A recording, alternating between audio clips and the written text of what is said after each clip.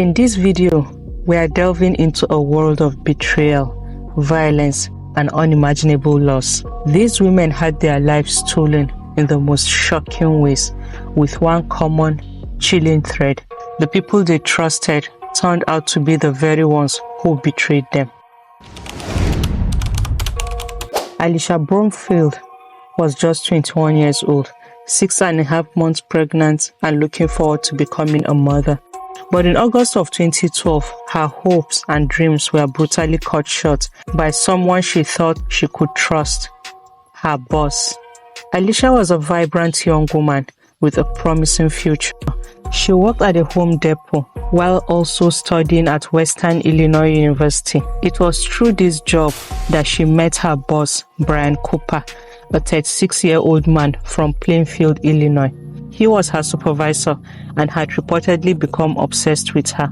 Though she had made it clear that their relationship was strictly professional, he persistently pressured her into spending time with him outside of work. Alicia tried to keep things cordial, fearing that refusing his advances could jeopardize her job. At 6.5 months pregnant, Alicia was preparing for the arrival of her baby girl, whom she already named Eva Lucille. She purchased little outfits and baby items that she would need. She also planned on keeping her job at the Home Depot because, well, as a single mother, you definitely need a source of income. Her family and friends described her as kind-hearted, responsible, and looking forward to motherhood. Her life seemed to be on the right path until her boss, Brian Cooper, shattered it up. That summer, Brian invited Alicia, or more like threatened her, to accompany him to his sister's wedding as his date in Door County, Wisconsin, a 5-hour drive from their hometown. Alicia didn't want to go, but it's either that or she risked losing her job, so she reluctantly agreed, hoping to keep the peace between them. It was a decision that would seal her fate. On the night of August 18, 2012, after a day filled with wedding celebrations, they returned to their shared hotel room. It was there that Brian, in a drunken rage, snapped when Alicia once again rejected his advances. He brutally strangled her, killing both Alicia and her unborn child. As if killing her wasn't horrific enough, Brian then s***ed her lifeless body. What a pervert. Afterward, he tried to stage the scene to make it look like an accident, but nothing could cover up the horror of what he had done. He fled, but eventually he grew a conscience and called 911 and confessed to the crime. He admitted to killing Alicia because she wouldn't be in a relationship with him. He was arrested and charged with 2 counts of murder, one for Alicia and one for her unborn daughter. The initial trial was disturbing. Brian's defense claimed he was too intoxicated to form intent to kill. Like, really? So this actually resulted in a hung jury. However, the prosecution argued that his actions were premeditated and deliberate. He not only killed Alicia, but also desecrated her body. Justice wasn't far behind, thank God. In the second trial, justice prevailed. In 2013, Brian was convicted of 2 counts of first-degree intentional homicide and sentenced to life in prison without the possibility of parole. Alicia's murder didn't just leave her family heartbroken, it sparked something bigger. Her mother, Sherry, refused to let her daughter's death be in vain. She fought for changes in Wisconsin's labor laws that would protect employees like Alicia, those pressured into situations by their employers that could lead to harm. That fight led to the passage of Alicia's law, ensuring that no other woman would find herself in the same situation without legal protection. Alicia Bromfield was more than a victim. Her name now stands for change, a change born out of tragedy, but a necessary one. It's one thing to be betrayed by a boss, but what if the betrayal came from someone you thought was your best friend? That's where we turn next.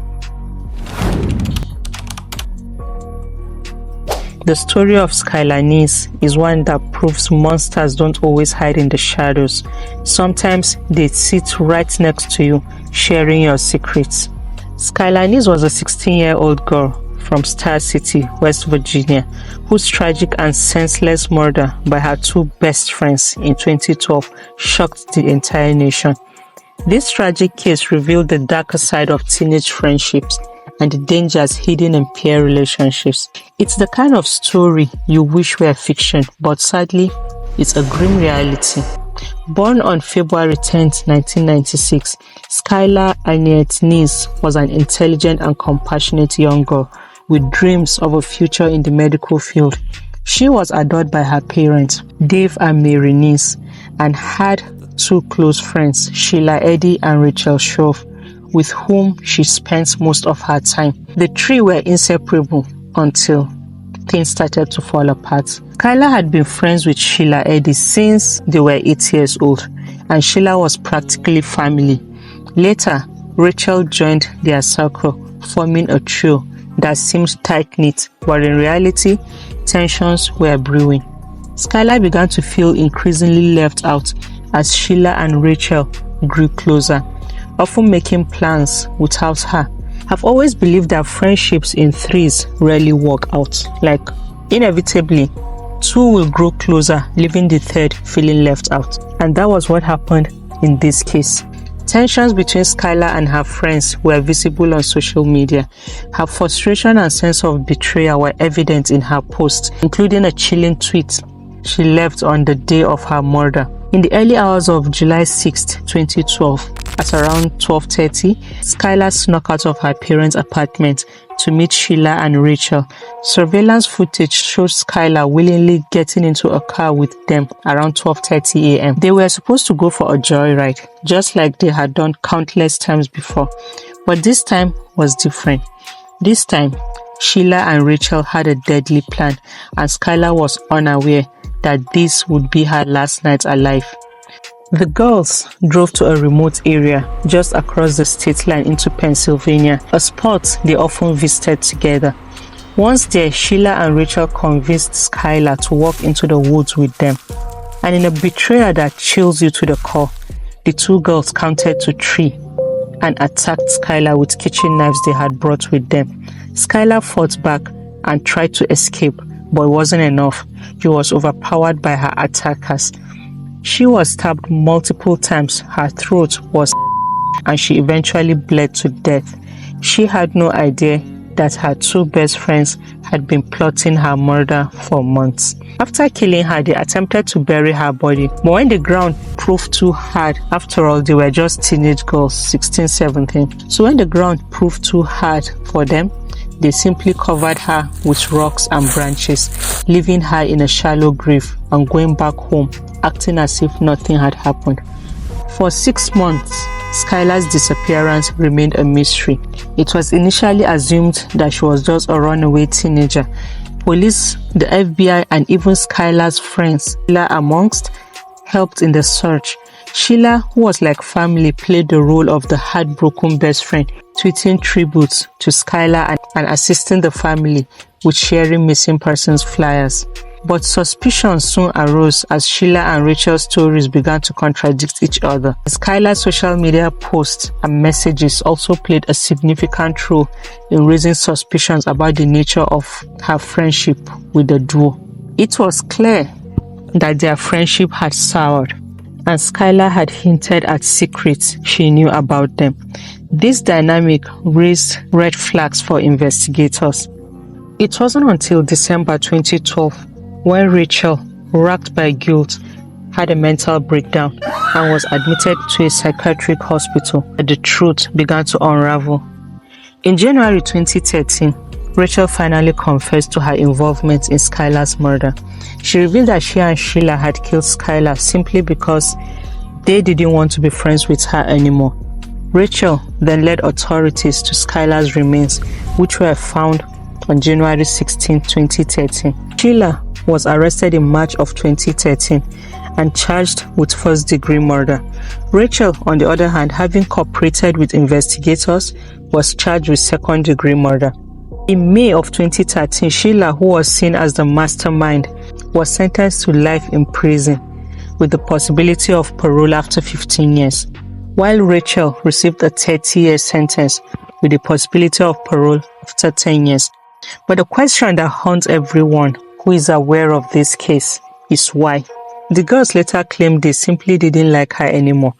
It's a reason so senseless. So what happened to talking to her or distancing themselves? Why kill her? This perhaps is what makes the case chilling. The sheer lack of any real motive other than no longer liking her. Skyla was killed by the very people she trusted for no reason at all. Cause trust me, not liking someone isn't a reason to end their lives. That's betrayal in its purest form. It was later uncovered that Sheila and Rachel were romantically involved, a secret Skyla knew. This was likely the truth she hinted at in her tweet. Skyla's parents, Dave and Mary, heartbroken and devastated, worked tirelessly to raise awareness about the case and ensure their daughter's memory is not forgotten. They turned their grief into advocacy, fighting for changes in state laws, which led to the passage of Skyla's Law. Skyla's Law mandates that an Amber Alert be issued for all missing children, even if there is no immediate evidence of abduction. Their hope is that no other family will have to endure what they went through. Skyla's murder remains one of the most shocking cases of teenage violence. Her story has been the subject of documentaries, books, and media coverage, serving as a dark reminder of how friendship can take a dangerous turn and how social media sometimes provides clues to unraveling such tragedies. Now, betrayal by a friend is one of the deepest cuts, but what happens when the betrayal comes from the person you've committed your life to? Our final case takes us to a devoted mother and wife who had no idea the man she married was plotting her death.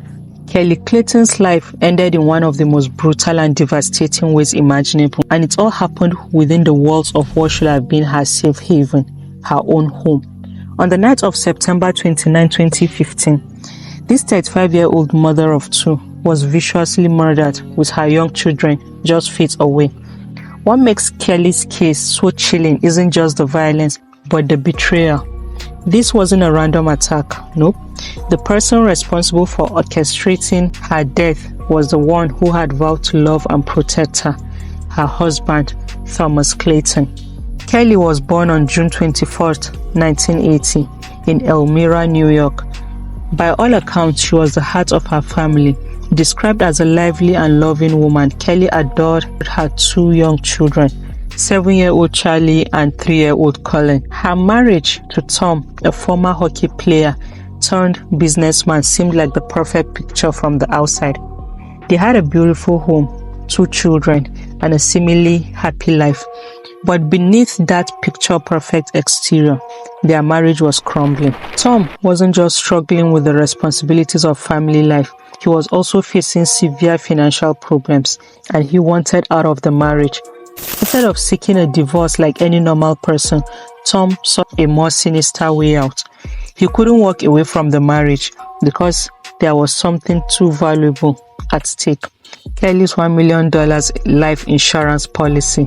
It was his ticket to fixing his financial woes and maintaining his luxurious lifestyle. And in Tom's twisted mind, the solution to all his problems was simple. Kelly had to die. Tom didn't just come up with the idea, he made it happen. He hired Michael Bird, a former employee of his restoration business, to murder Kelly. Tom had it all planned out. He ensured he had a solid alibi that night by attending a poker game, leaving Kelly alone at home with the children. As Kelly tucked her kids in that night, she had no idea what was coming. Michael broke into their home and attacked her brutally. Kelly fought for her life, but the assault was too much. It was too violent. By the time Tom came back home, it was too late. Kelly was gone. Tom made a dramatic 911 call, pretending to be a grieving husband who had just discovered his wife dead, but his facade began to crumble almost immediately. The crime scene told a different story. Kelly had been bludgeoned to death in what was clearly a targeted and personal attack. She fought hard, and the scene reflected her desperate attempt to survive. Fortunately, or should I say unfortunately, their young daughter, Charlie, witnessed part of the attack. She was only 7 years old, but the details she shared would become crucial in the investigation. This innocent child, in the most horrifying circumstances, told family members and investigators she saw a man with no hair in their home the night her mother was killed. The description matched Michael Baird. Investigators quickly connected the dots. Within days, Michael was arrested, and under pressure, he confessed to being part of a murder-for-hire plot. According to Mike, Tom had offered him $10,000 to murder Kelly, stage the scene as a robbery, and burn down the house. Tom's motivations were clear: Kelly's life insurance policy and his desperation to be free from the marriage. Tom, however, continued to play the role of the grieving husband, maintaining his innocence, but there was no hiding from the truth. Mike's confession, witness testimonies, and physical evidence painted a damning picture. The jury heard about Tom's controlling behavior, his affairs, and his desire to escape the responsibilities of family life. The trial was long, but justice eventually caught up with him. In February 2017, Tom was found guilty of first and second degree murder. He was sentenced to life in prison without the possibility of parole, just like Mike, who received the same sentence. Kelly's brutal murder left her family and community devastated. But more than that, it left two children, Charlie and Colin, without both parents. Their mother violently taken from them, and their father was the mastermind behind it. What drove Tom to kill his wife wasn't just a failing marriage. It was greed. Financial gain was the heart of Kelly's death. Kelly was taken from this world in the most horrific way, leaving her children to grow up without their mother. Her story, like Alicia's, shows the lengths some people would go when control, greed, and manipulation take over. So what do these three cases have in common? They show us just how fragile trust can be. Alicia Bromfield, Skyla Edwards, Clayton, each one trusted the people who ultimately betrayed them. Their stories are heartbreaking, yes, but they also spark a necessary conversation about the darker side of human relationships. Do we ever really know the people closest to us? Share your thoughts below.